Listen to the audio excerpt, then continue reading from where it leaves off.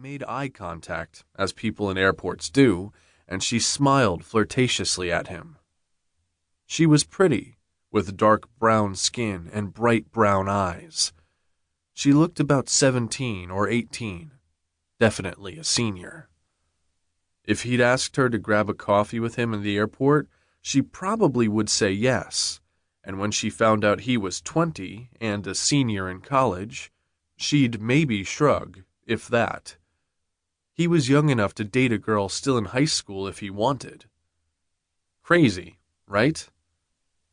Crazy. Michael flashed the girl his usual awkward smile and kept walking, head down and earbuds in, playing Paramore's newest album. Griffin had tried breaking him of the habit of slouching in public. "You're my sexual property, sub. Hold your head up high." Griffin's version of a pep talk. And while it never failed to make Michael smile, it didn't quite cure his social anxiety in crowds and around strangers. Luckily, he wouldn't be all on his own in a stranger city this weekend. It was just him and Nora. Maybe Father S. Maybe he'd see Kingsley and Juliet and Celeste, too. People he knew. People he could relax around. If he could relax. He wasn't hoping for miracles. Just distractions. Nora was always good for that. Outside the airport exit, he paused, glanced left and right, looking for Nora's little silver BMW. When he didn't see it, he pulled his phone from his pocket and checked for messages warning him she might be late. Just as he glanced down at his phone, he heard a piercing wolf whistle.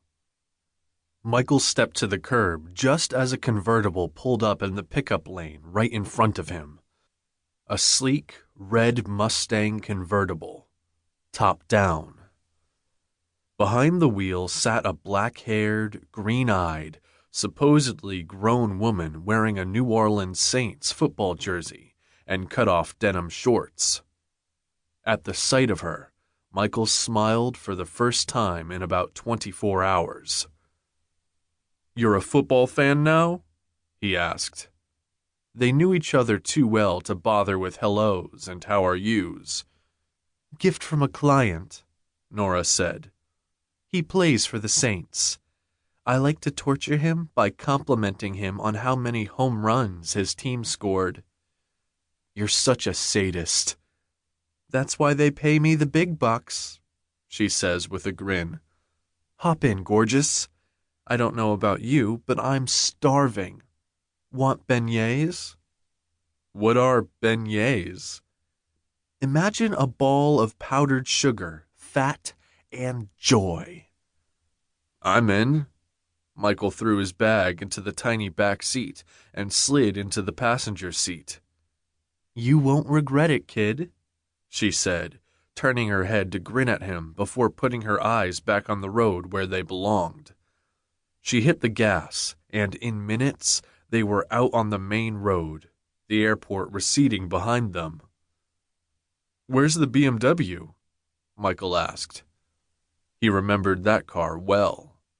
Nora had let him drive it home from church one day a few years ago. Now that he thought it, that little trip marked the beginning of his new life. It was the first time he'd ever heard the name Griffin. "Traded it in last year," Nora said. "It's almost never cold here. If it's going to be 70 in December, I'm going to have a convertible." It was so warm out, he'd already forgotten it was late October. There was a texture to the air, a thickness, and a rich scent like food and sweat and seawater coming from somewhere. He relaxed in the seat as the wind tickled his face and sent his hair and Nora's to dancing. "It's nice," Michael said. "Blondie said it was too flashy.